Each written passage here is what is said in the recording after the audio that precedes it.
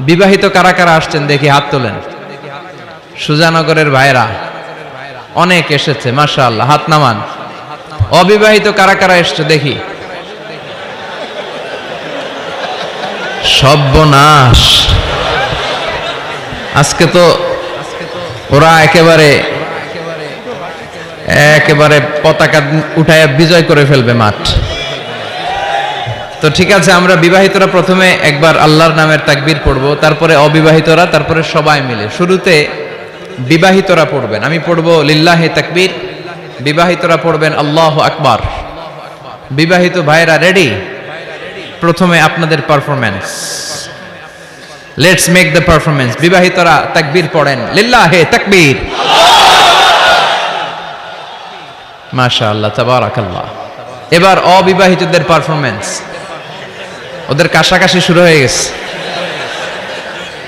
পারফরম্যান্সের জন্য রেডি? গায়ের রক্ত গরম এদের, তাই না? এদেরকে দিয়েই সব সম্ভব। মুসলমান যুবক, তোমাকেই খুঁজছে বাংলাদেশ। তোমার কাঁধে অনেক দায়িত্ব। পর্নোগ্রাফি দেখে রাত নষ্ট করো না, চরিত্র শেষ করে দিও না, ক্যারিয়ারটাকে ধ্বংস করে দিও না।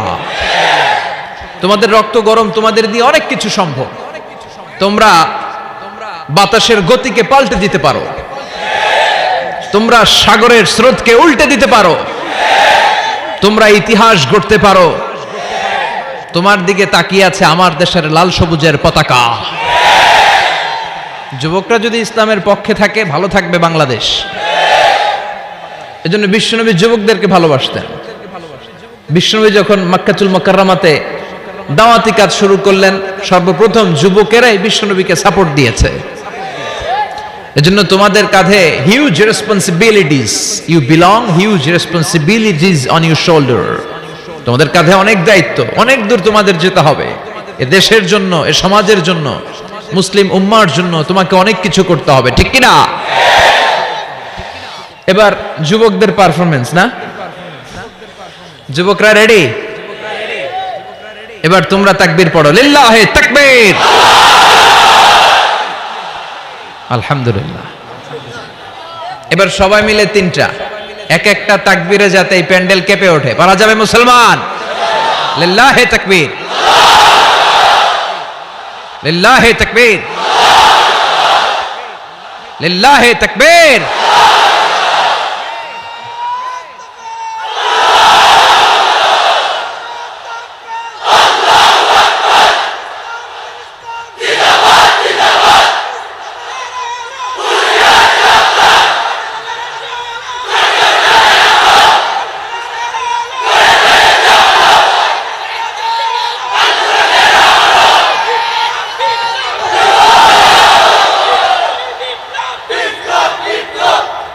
আল্লাহ আমাদের স্লোগানকে তুমি কবুল করো।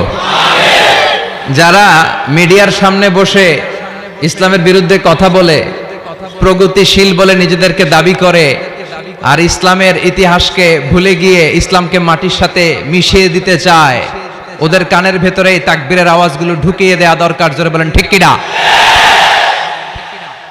ওরা ইসলামের নেচারটাই বোঝে নাই। ইসলামকে আমি বলি চারা বীজের মতো, চারা বীজ। এই চারা বীজ, ওরা চায় ইসলামকে মাটির নিচে ডুবিয়ে ফেলতে, মাটির নিচে গেড়ে দিতে। কিন্তু ইসলাম হচ্ছে চারা বীজের মতো, এটাকে মাটিতে গেড়ে দিলে এটা গাছ হয়ে উপরের দিকে উঠতে শুরু করে দেয়। যেরকম ঠিক কিনা?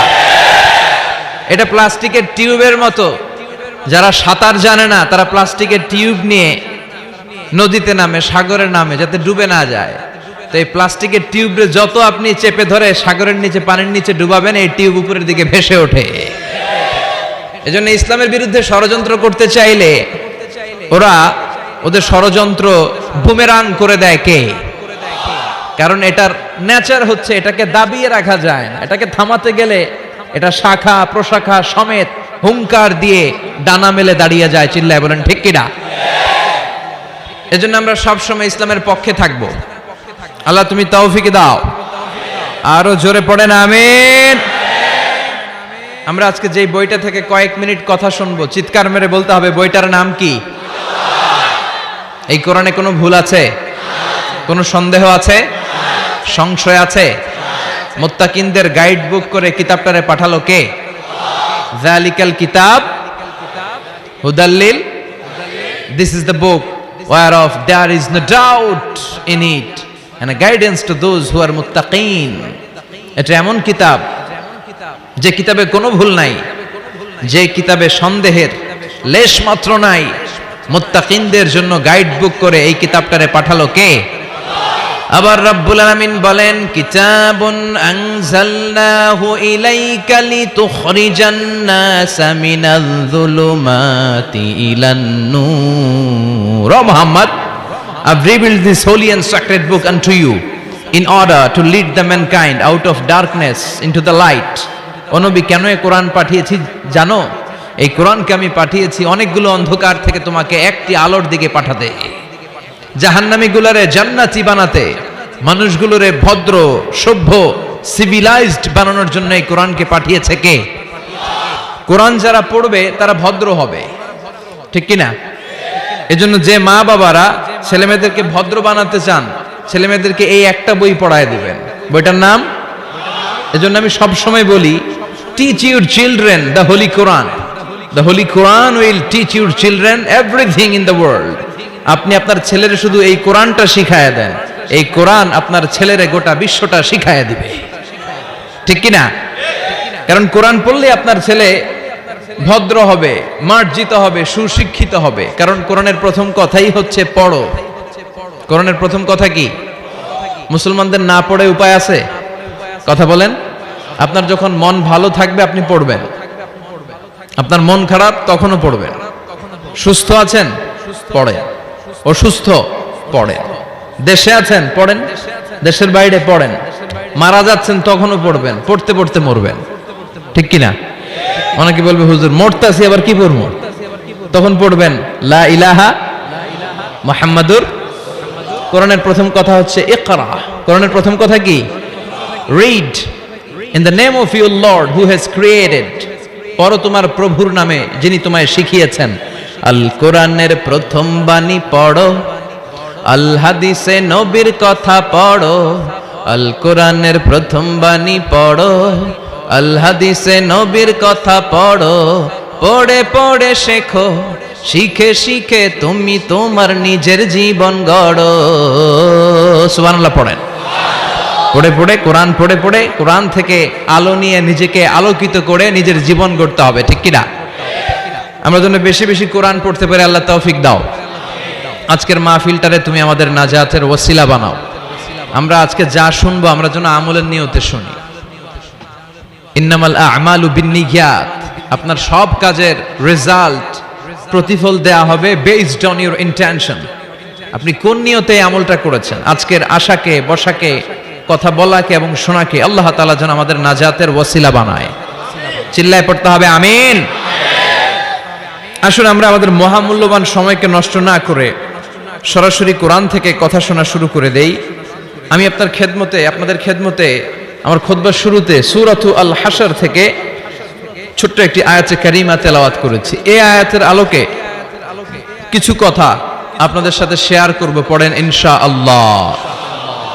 এই আয়াতে আল্লাহ বলছেন, লা ইয়াস্তাবি আসহাবুন নার ওয়া আসহাবুল জান্নাহ, আসহাবুল জান্নাতি হুমুল ফাইজুন। আল্লাহ বলছেন, যারা জান্নাতি আর যারা জাহান্নামী তারা কখনো এক হতে পারে না। যারা জান্নাতি তারাই হচ্ছে আসল সফল কাম। চিল্লায় বলেন ঠিক কিনা? আল্লাহ পৃথিবীতে সফলতার অনেক মানদণ্ড দিয়েছেন। কোন আয়াতে আল্লাহ বলেছেন যারা ঈমান এনেছে তারা সফল, সফল হয়েছে তারা ঈমান এনেছে যারা, ঠিক কিনা?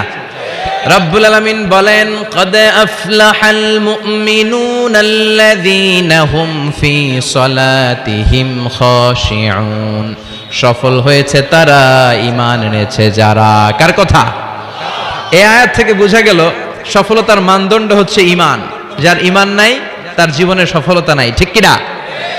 আবার অপর আয়াতে আল্লাহ বললেন, ক্বাদ আফলাহা মান যাক্কাহা ওয়া ক্বাদ খাবা মান দাসসাহা। আত্মাকে পরিশুদ্ধ করেছে যে সফল হয়েছে সে। আল্লাহু আকবার। আবার এতে রাব্বুল আলামিন বললেন যারা জান্নাতে যাওয়ার সার্টিফিকেট পেয়েছে তারাই দুনিয়ার বুকে সফল হয়েছে। আসলেই তো, জাহান্নাম থেকে মুক্তির ঘোষণা যদি আমি পেয়ে যাই আর জান্নাতে ঢুকার সার্টিফিকেট যদি আমি হাতে পাই, আমার চেয়ে সফল আর কেউ হতে পারে? কথা বলেন। এজন্য রাব্বুল আলামিন বলেন ফামান যুহজিহা আনিন নারি ওয়া উদখিলাল জান্নাতা ফাকাদ ফাজ ওয়া মাল হায়াতুদ দুনিয়া ইল্লা মাতাউল গুরুর। জাহান্নাম থেকে যে মুক্তি পেল, জান্নাতে ঢুকার সুযোগ যে পেল, সেই সফল হলো, ঠিক কি না? ফারীকুন ফিল জান্নাতি ও ফারীকুন ফিস সাঈর। সবাই জান্নাতে যাবে না, একদল যাবে জান্নাতে, আরেক দল যাবে জাহান্নামে। এখন সিদ্ধান্ত আপনার, দ্য চয়েস ইজ ইয়ার্স। আপনার একটা শক্ত সিদ্ধান্তই পারে আপনাকে জান্নাতে ঢুকাতে, আর আপনার একটা দুর্বল সিদ্ধান্তই আপনাকে জাহান্নামের অধিবাসী বানানোর জন্য যথেষ্ট। চিল্লায় বলেন ঠিক কি না? এজন্য সিদ্ধান্ত আপনার, দ্য চয়েস ইজ ইয়ার্স। আল্লাহ বললেন সবাই জান্নাতে যাবে না, কারণ জাহান্নামে অনেকে যাবে, কিন্তু আমাদের সিদ্ধান্ত নিতে হবে যে আমরা জান্নাতে যাব। আমরা কই যাব? কথা বলেন। জান্নাতে যে যাবে এটাও কইতে পারে না।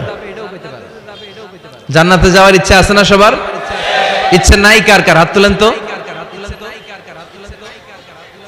সবার ইচ্ছা আছে তো?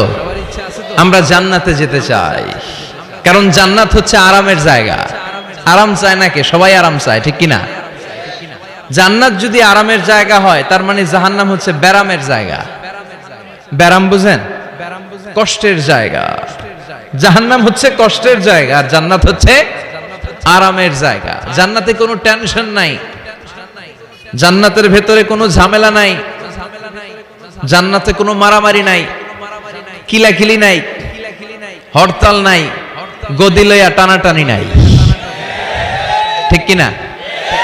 জান্নাতের ভেতরে তুফান নাই, বন্যা নাই, ভূমিকম্প নাই, পুলিশের দৌড়ানি নাই। কথা কন। যা দৌড়ানি খাওয়ার দুনিয়াতে আমরা খেয়ে ফেলাইছি। জান্নাতে হবে আরাম। জান্নাতকে মজা লে লো, জান্নাত তোমারি হ্যায়। ওই দিন জান্নাতীদের মজা দেখা যাবে। কি আনন্দ, কি বিজয় উল্লাস, কি তাকবীরের স্লোগান। সেই আনন্দ ঘন সময়ের জন্য আমরা অপেক্ষায় আছি। We are waiting for that day, we are waiting for that joyful moment. ওই চমৎকার সময়ের অপেক্ষায় আমরা আছি।